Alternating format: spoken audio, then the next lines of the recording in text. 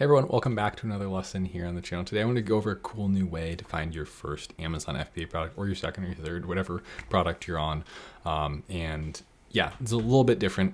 It helps you find a product that is in an old and boring market. And if you look at a market like a direct list of your competitors that you need to beat and you need to actually take their sales instead of just thinking like, oh, we're all going to like be a happy family together. Like, no, you're actually taking from them, right? Because there's a certain number of customers that convert and buy. There's a search conversion. And those people are going to pick an option. You just need to be the clear option. And this method finds markets, I find, that are more likely to look like that. So let's get into it. And really quickly, before we get started, I just wanted to let you know that I have a free 7-day challenge down below that I just started today, okay? It's the Savage Sellers 7-day challenge. And my mission with this course, I spent all day filming it today, is that I want you to be able to discern opportunities from things that are going to lose you money.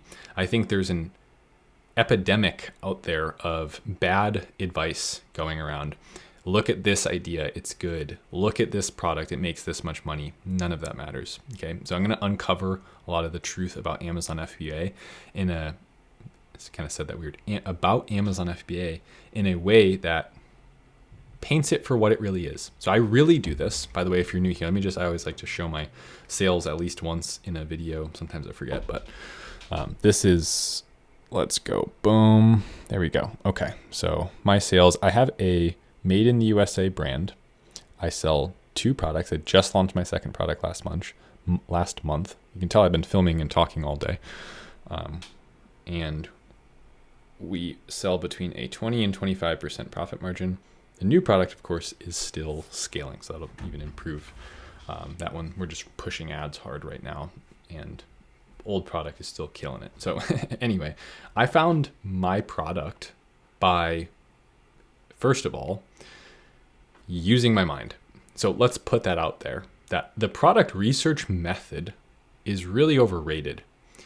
You can find ideas anywhere. The real skill is being able to discern whether something's an opportunity or not. And that's why I made the 7-day challenge. It's free. I promise you, it's free. So you can sign up down below. I'll email you 1 video every day for a week.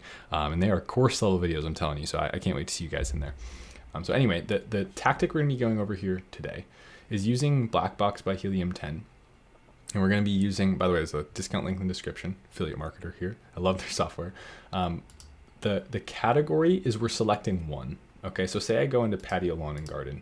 And then what I do is I go, and by the way, one of my members of my inner circle recently pitched this as a product research method, and I loved it. I've been doing a lot of it because it's really fun.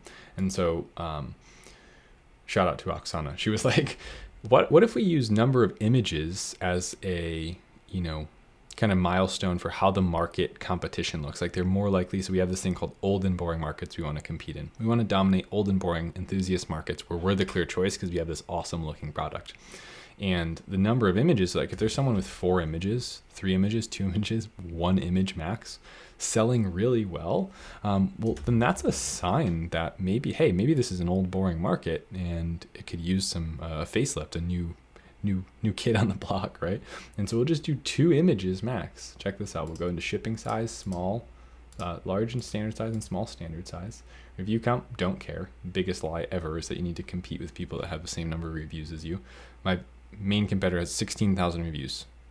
My product that I launched last year with this brand has 300 reviews now. For a long time, we had 20, 30, 40 reviews. We're kicking their ass, okay? Well, when I say kicking their ass, competing, right? They still sell significantly more. They're a name brand, you'd recognize them. But I mean, like, it wasn't, and we have a high conversion rate too, so it wasn't slowing us down is what I mean by that. And so price, we're gonna go 30 because it's really hard to be profitable under $30. We'll go max price of 60 because over that, you start getting into this, people start really paying attention to every little detail, maybe shopping around, that conversion rate tends to drop. And so monthly revenue, we're gonna go, oh, hi doggy, my dog just came in. We're gonna go monthly revenue, 30,000 minimum, and then we're gonna hit search. What are you doing? Okay, check this out. So what is this? This is a mouse brush. It's like some type of pest repellent. We have acid reducer for swimming pools. It's gonna be really seasonal, right? Let me, one second, let me close my door.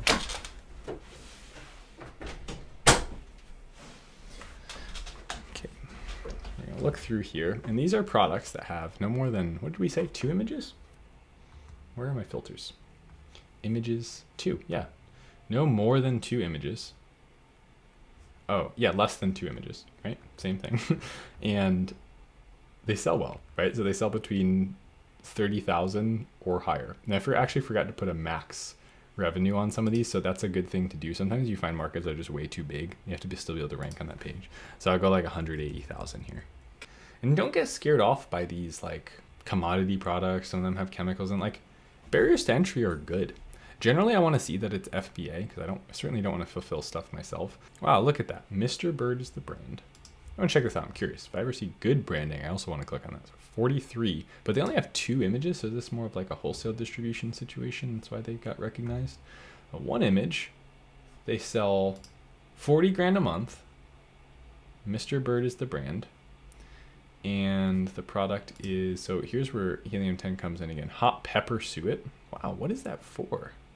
Huh. Does that have search volume? So we click on see all keywords here. Okay, so this is one of the most important things you need to see about your product. You have to find a product that has, I like to say, over 10,000 search volume. Like I just don't see it being worth it under that. Now, I've recently been seeing more and more examples of products that have done something interesting. Let me take a second with you to explain this too. You with me, bro? Okay, cool.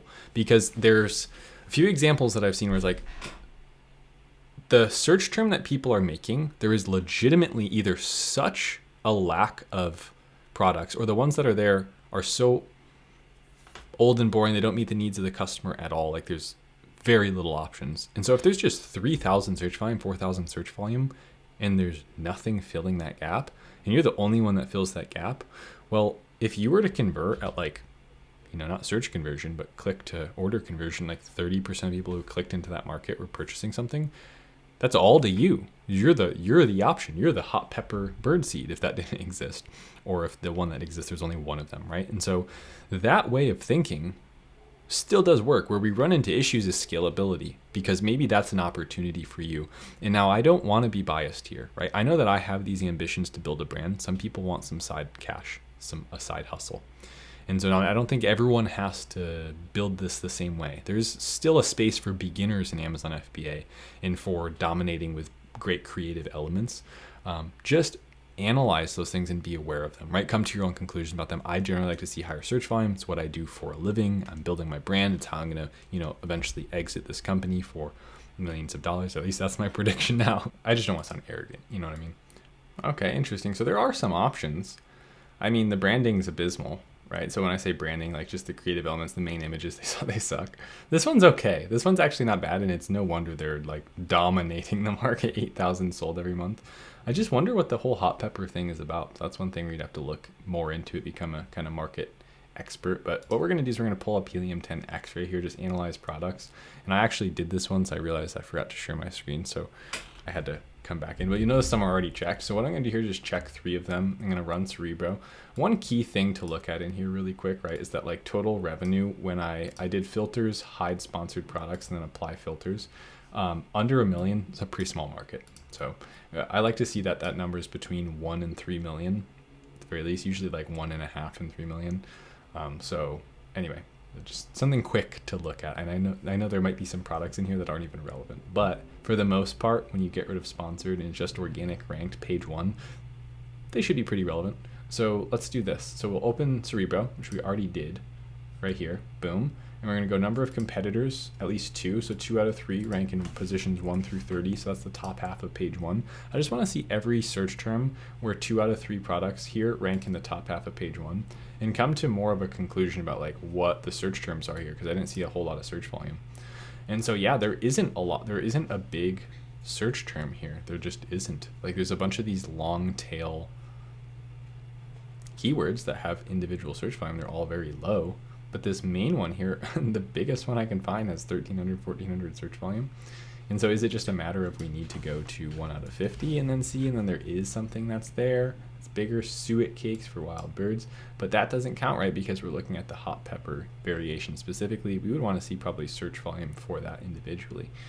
Because look at the actual conversion share on hot pepper suet of the top 3 products is 85% versus 38%. So that's a big sign that like people who are looking for this specifically do want that product. Like they have a high intent to buy. And so anyway, we're just doing some keyword research there really quick and try and find something. But